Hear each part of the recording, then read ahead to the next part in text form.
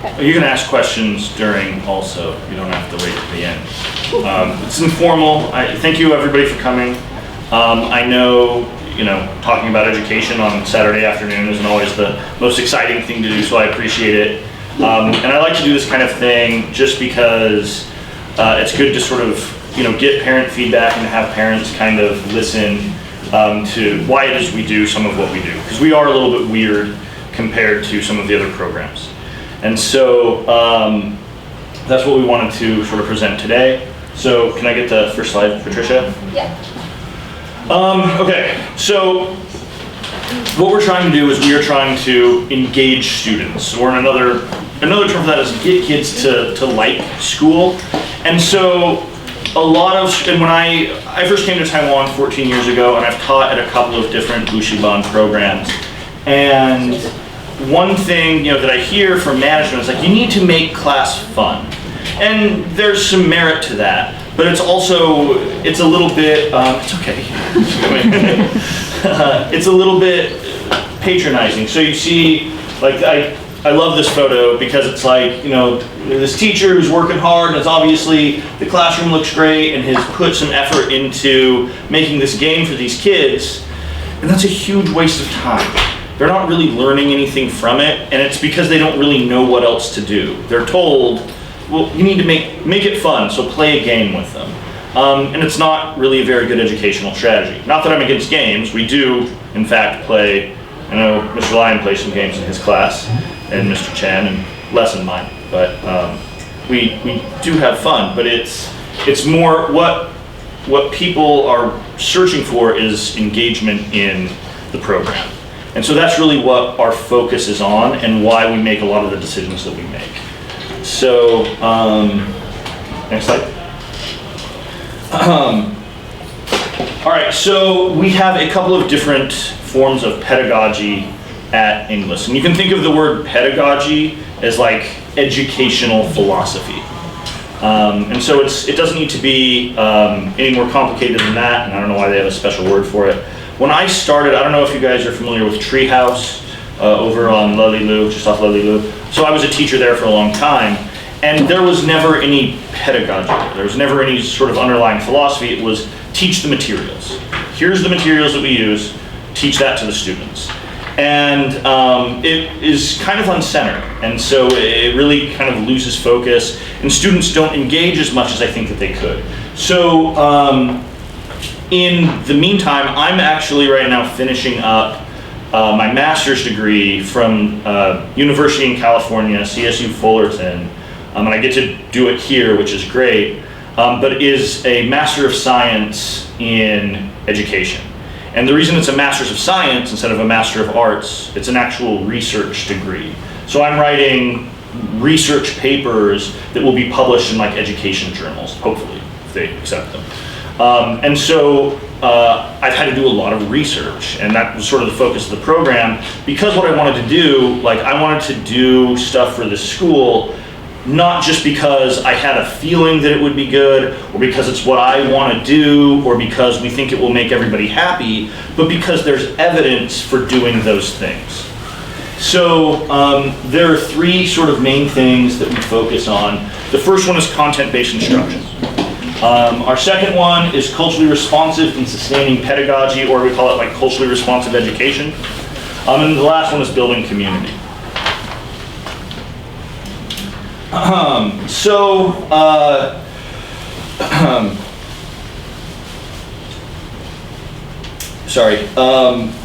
is Englist engaging? Because that's really what we're trying to focus on. We want students to actually, it's work and it's school and it can be difficult, but we want them to get a sense of achievement and accomplishment, feel challenged, and to some degree enjoy the classes here.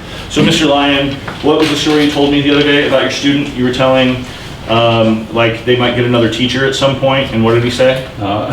This is kind of full of myself, but I was talking about how you move up and stuff. He said, "Oh, I don't want to move up. I want to be in your class." I was like, he doesn't want another teacher. He likes his teacher. So the first thing that we do is we hire good teachers. All of the teachers here have years and years of experience. In many ways, they're a lot better than I am. especially the specific tasks that they do. And we focus on, the teachers meet every few weeks. We do a book club where we, not just any book club, but where we read educational research or educational materials. Mr. Chen has signed up for a materials creation curriculum development certification this summer. They'll probably do master's degrees of their own starting in the fall. And so we really want to not only hire really strong teachers, but also like continue to level up in our abilities. And so we're never going to be doing the exact same class twice because we're always learning and we're always trying to get better. The other thing that we like to do is we use authentic content. And that's a real fancy word for books. We don't do workbooks really. We don't do, I try to avoid textbooks in the traditional sense.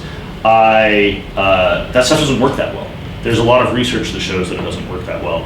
And what you want to do, especially students who are learning the language, they need to actually see how the language is used naturally, not in some echo chamber of, this is ESL class, so we're going to do vocabulary and we're going to talk about this, and then it's not related to anything else they do. So that's the content-based instruction side of it. And I think that our mission is really unique. I think that part of what we bring to the table is a different view of education and something a little bit more experimental that helps us reach students a little bit more than other programs that I've been at have.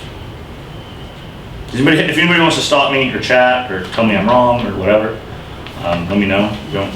You can participate. So, talking a little bit more about content-based instruction. So, one thing that in Taiwan, you guys might have also seen this, after second, third grade at Bushiban programs, English language programs, there's a lot of attrition. Students stop going. Part of that is because their Chinese school gets harder.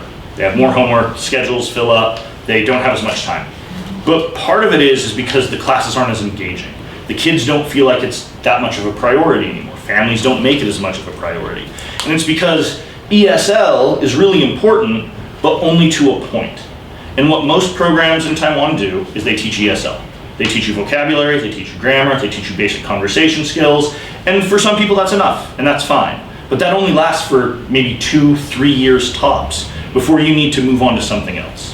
And so we don't teach ESL, we teach English language arts, or we teach composition, or we teach literature. Those are actual subjects, it's authentic content. And so, like I said, we read actual books that students read in the English-speaking world. And then we talk about those books, and we have conversations about not only what we read, but what's going on. So the focus is on actual subjects. And like I said, the subject of our classes is not English as a language class, it's literature, it's reading, it's writing. And so, go ahead and next slide, Patricia. So the thing is about CBI, what we are trying to do with it is develop what are called meta-linguistic cognitive skills. And so those are the things like critical thinking, analysis, idea structure, academic habits of mind. And so when people are like, I need to help my student get ready for college, that's what colleges are looking for.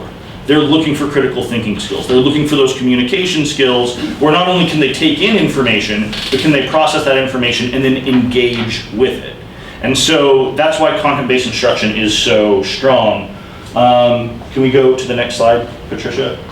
So the thing with CBI is when we use CBI as a methodology, content-based instruction, students do better in school. And not only do students do better in school, but students who are doing content-based instruction methods, they understand that content as well as native English speakers. So I guarantee you that the students at Englist who are reading the books in English understand those books as well as students would in the United States because of the way that we approach it. And so it's a really effective method of developing those language skills beyond that ESL level. Anybody have any questions about content-based instruction? And if you do have questions, or you guys want to see, like, I'm not making it up. This isn't something that I just designed myself. There are a lot of researchers, even in Taiwan, it's actually fairly popular at some of the universities, and I've read articles by professors here who do content-based instruction at the university level. And so if you guys want the research and you want articles and books that talk about this stuff, I'm happy to provide that stuff. So next is culturally relevant or culturally responsive education, culturally relevant education. There are a lot of names for kind of the same general idea. So there are three things that make something culturally relevant education. The first thing is students have to be successful academically. If it's leaving students behind, it's not really relevant to them. The second thing is students learn cultural competence through culturally relevant education. And finally, they develop what they call a critical consciousness. And that sort of relates to those critical thinking skills. Instead of just taking information in, they actually think about that information, whether they should accept it or not, and why. And so we actually, all the teachers here read Culturally Responsive Teaching in the Brain, where it sort of talks about how this methodology of culturally responsive teaching impacts the neurology of the human brain and what's going on in students' brains when they are engaged this way versus other ways of teaching. So, I had a student when I first started Englist. She went to Kongchow and she was in 9th grade, and she was probably at like a 6th grade US reading level, which is fairly common. And she came into class one day with Romeo and Juliet, which is a pretty common book for 9th graders in the UK and the United States. Shakespeare, it's, foundational. There's no way she understands it. And so what her school was doing was, it was like, okay, because they want American curriculum. And we need it to be American because when they go to college, they might go to college in America, so we need to be using American curriculum. The problem is she doesn't understand it. So the teacher can scaffold and coach and explain and do everything, but the student isn't actually engaging with the material because the material is not relevant to that student. It's so far apart. No teacher can get somebody with a 6th grade reading level from Taiwan to really understand and appreciate the subtleties of William Shakespeare and Romeo and Juliet. It doesn't make a whole lot of sense. So we will never teach Shakespeare here. And that's not because I don't love Shakespeare, but it's because it's just not appropriate for the students that we have. And so what we need to do is we need to design materials and design classes that are relevant for the students. They need to see that this stuff is useful to them now. If everything is, well, it's good for college, it will help you get better scores on tests, it will do something for you in the future, they don't really care, and none of us really care. None of us want to do that. What we need to do is we need to find stuff. This is interesting now because it's interesting. This is worth analyzing, this is worth looking at, this is worth exploring because you like it, because you find it interesting and challenging and there's something engaging about it now. We need to make it relevant. And so that's really what we try to pursue. So next slide, Patricia. So this is why we use, our focus is a lot of, and this is really something that I've tried to introduce more recently, we are writing our own textbooks for the elementary program. The fundamentals classes are using, it's not just the teachers here who are writing, we're finding authors, Taiwanese and international authors to write stories, but the focus of these stories is they're relevant to the students now.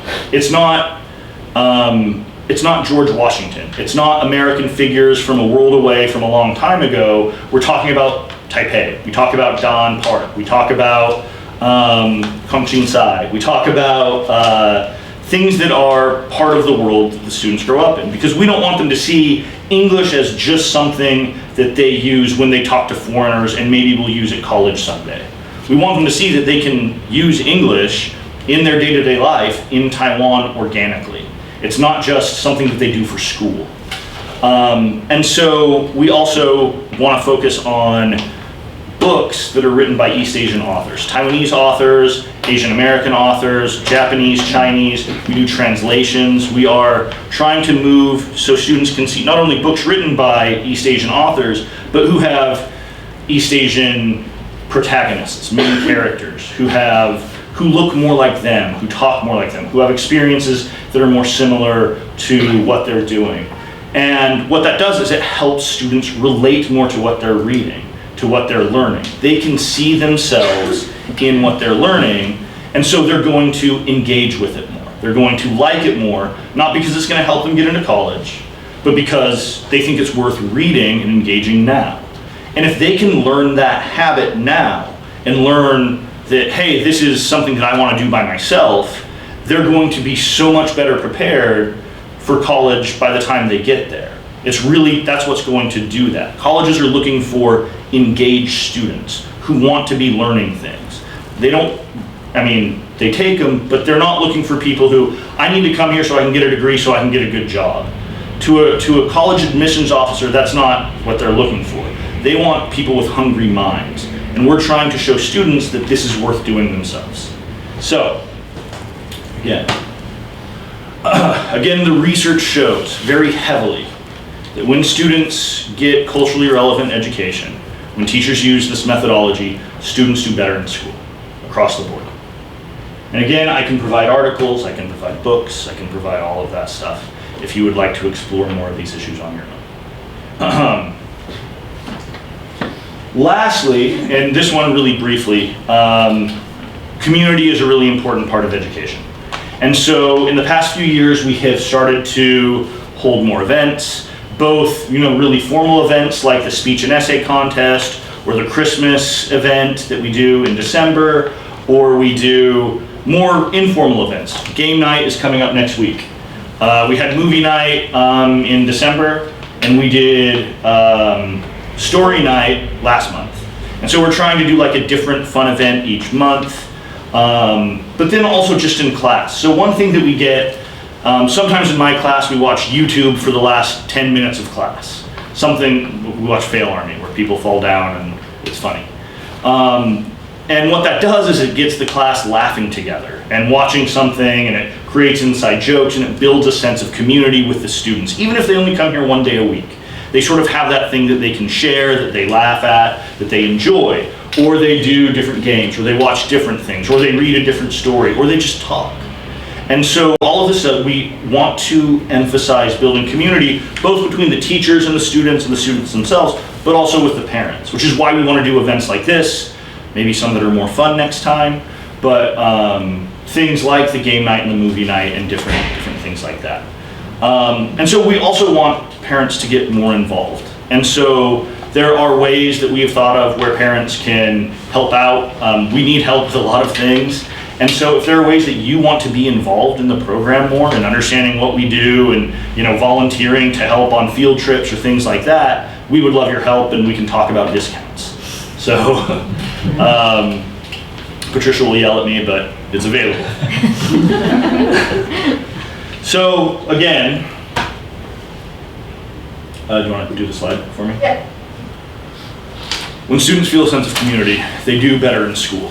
And I'm not making it up. I can provide articles and videos and research about it. So what I want to, and you can go to the next slide, what I really want to emphasize is there's a reason that we do everything that we do. We are very deliberate about how our program functions. And it's for these reasons that we're doing it. And we're all really on board with it because we see that it does offer real results to students. And it has helped our students improve a tremendous amount. And it's also created an atmosphere where kids like to be here. And they enjoy our class, not because they think it's going to help them get into college. That's part of it for sure. But because it's an environment in which they're challenged, which they can feel themselves improving, they can feel their minds growing, and they engage in it. It's relevant to them now. So I just sort of want to finish with the kind of a discussion of motivation, because we're talking about engagement. And what we want students to be is we want them to be motivated by themselves. And they call that intrinsic motivation. And most motivation that I've talked about you're going to need it for college, or you have to get good scores on your tests, or you want to get good grades, or I'm going to yell at you if you don't get 100% or something. That's extrinsic. That's not in them. What we want to do is we want to plant the seed that develops that motivation themselves. And that's what this is all working towards. That's what engagement really means. So there is no teacher who can teach your students everything that they're going to need. They need to be able to go out and get the information and to get the skills that they need on their own. And to do that, they're going to need that motivation. They're going to need to be engaged. So we can't teach them everything, but what we hope we can do is get them to find the motivation in themselves to develop those skills, to enjoy it for themselves. So that is my presentation. I know it's quick, but I just wanted to get this message out here so you guys understand maybe a little bit better why we do some of the things we do. Thank you for coming. Does anybody have any questions? Patricia, do you have any questions?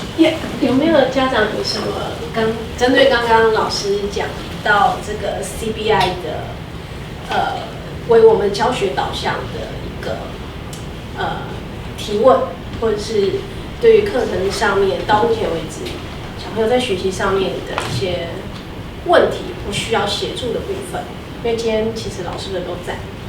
然后刚刚老师讲的这个提到内在学习动机，我想要跟家长分享一个，这是我们目前学生真实的状况。因为大家都知道，国内升学的话，9年级到高中会有一个会考，在5月份。那我们的国中课程其实1个礼拜只会上课1次。那我们的课程着重在阅读跟写作，所以有一定的功课量。那通常小朋友到了9年级，尤其到下学期，因为5月要会考。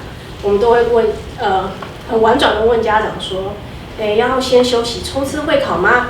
还是要继续？那90%的家长都说，先休息一下好了，因为有模拟考跟会考，压力好大。但是这学期就有一个9年级的学生，我们就跟妈妈确认的时候，妈妈说，没有，我儿子说他要继续。我说，确定吗？他说对，因为来这里上课好舒压。他说上 Mr. H 的写作课很舒压，大家在一起聊天，然后一起写作。他看到他自己一直不断的进步，不管是在文法上，在写作语法上，他一直不断的在进步。他觉得1个礼拜来3个小时，这个学校以外的这个课程不会影响他准备会考。对，所以其实这个就是老师提到，我们希望给孩子的是他们内在的学习动机，因为在12岁以前，基本上是他律的阶段嘛，就是家长一直 push 小孩要怎么样。但是小朋友到了我们这边的国中课程，家长在报名之前，我们一定会一直强调国中以上我们希望他们怎么样自律，所以他们的写作功课、自己的时间管理，我们会希望小朋友能够自己有好好的规划。那当然有一些小朋友可能还在他律转到自律的阶段的时候，他需要可能额外的协助，我们会联系家长说，某某学生连续2个礼拜作业缺交状况，请爸爸妈妈协助一下。当然，国中以上的家长常常都会说，老师我知道了，那你可不可以请老师直接骂他？对，因为我讲了，他可能不太会理我。对，所以我们很希望是我们怎么样一起协助我们的孩子们。好，到这个阶段，他们能够好好的自我规划、自我管理，那家长就可以整个放手，因为我们希望的是，透过我们的内容、我们的教学内容，老师跟孩子们的互动，让他们知道说，我是可以掌握我自己的学习的。